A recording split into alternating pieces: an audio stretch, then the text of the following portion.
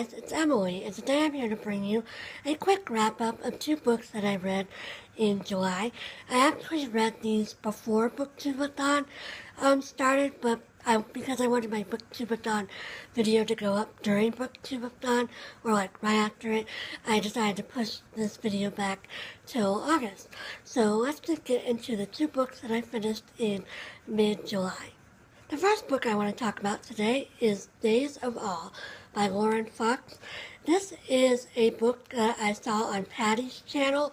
I Smell Books when she was still, I Smell Books when she was still making videos. I'm not sure why I decided to put this on my TBR because I went back and looked at her Goodreads, and she'd only given this book 2 stars, so it wasn't like it was highly rated. Maybe I just saw her haul it, and her description of it sounded really good. I don't know. But anyway, this has been on my TBR since 2015, and I finally got around to picking it up. Unfortunately, I have to agree with Patty. I did not think it was a very good book. I only gave it 2 stars as well. This is a contemporary fiction novel with a lady named Isabel Moore, and she is a middle school teacher in Milwaukee, Wisconsin, and her best friend is a fellow teacher at the school named Josie. And Josie, at the beginning of the book, dies in a car accident, and so it's sort of about her grief process through the next year, but then she's also getting a divorce from her husband Chris, and they have a daughter, 12-year-old daughter Hannah, who is very angry about, the divorce, and because she's becoming a preteen and getting ready to become a teenager. And so it's sort of about all of her family drama and all of her, internal emotional drama as well. And another aspect of the book is she starts going to this support group for divorcees, and she meets a man there, and it's sort of about her trying to open up her heart to this man and whatever. And then it's also sort of about Isabel's relationship with her mother. So it's just all these little components of her life thrown together. And unfortunately, I didn't find it that interesting. I thought Isabel was kind of annoying, and I didn't particularly find her friend Josie in the flashbacks in the book to be that exciting either. She was kind of annoying as well. I found most of the other characters in the book to be annoying. Isabel's mother is actually fairly interesting, so that was probably my favorite character in the book. But on the whole, I just found this to be very annoying overall. There's not much of a plot. It's just Isabel, talking about her friendship with Josie and talking about her marriage with Chris, and, showing how these friendships and these marriages progress.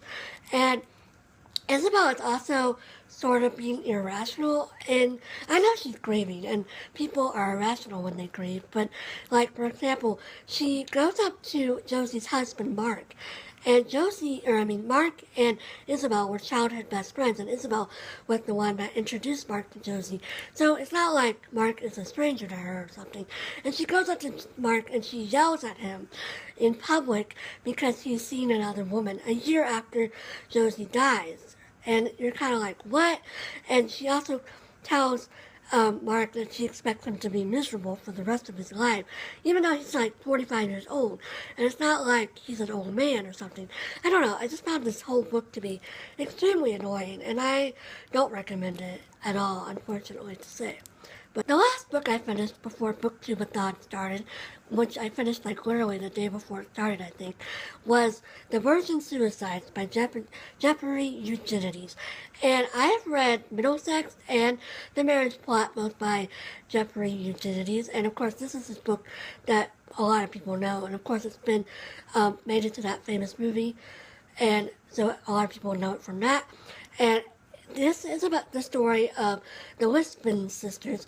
There are 5 of them, and they all commit suicide over the course of the year. That's not a spoiler. That's on the board right here. It tells you in the very first sentence that they all die. So you go into this book knowing that they're going to die. And the book is told from the perspective of one of their neighbors. And there's a group of teenage boys who all live on the same street as the Lisbon sisters. And it's from one of their perspectives. And so we see this sort of voyeuristic viewpoint of the girls. You get to see them only through the boys' perspective. You don't ever get to see their perspective at all.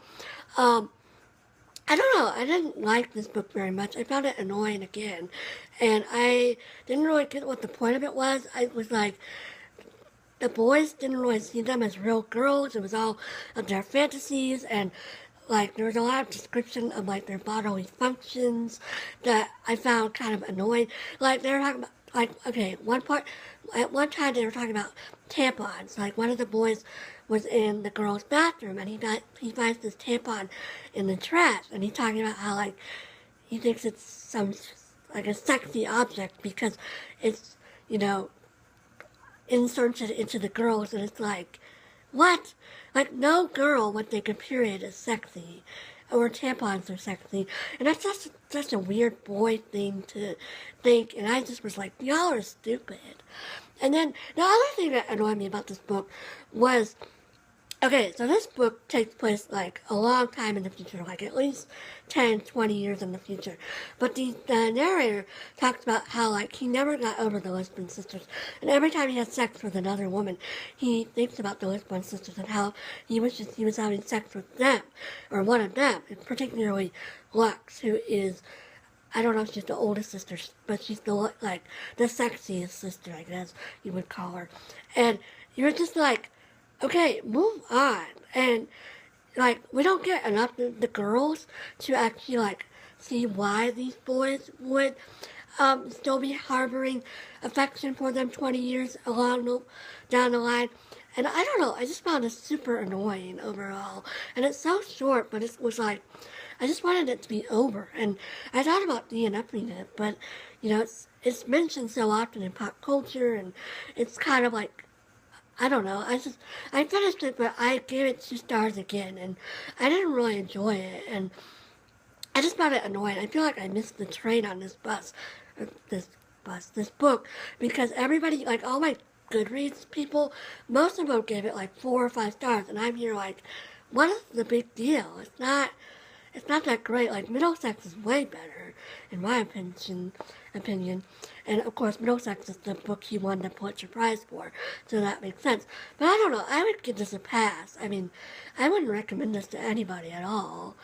Yeah, it was a disappointment to me. But oh well, I'm glad I read it, just so that I understand the cultural references and all that sort of thing. But I hope everybody had a great reading month in July, and I'll be back soon to bring you my August wrap-ups. Thanks for watching. Talk to you soon. Bye!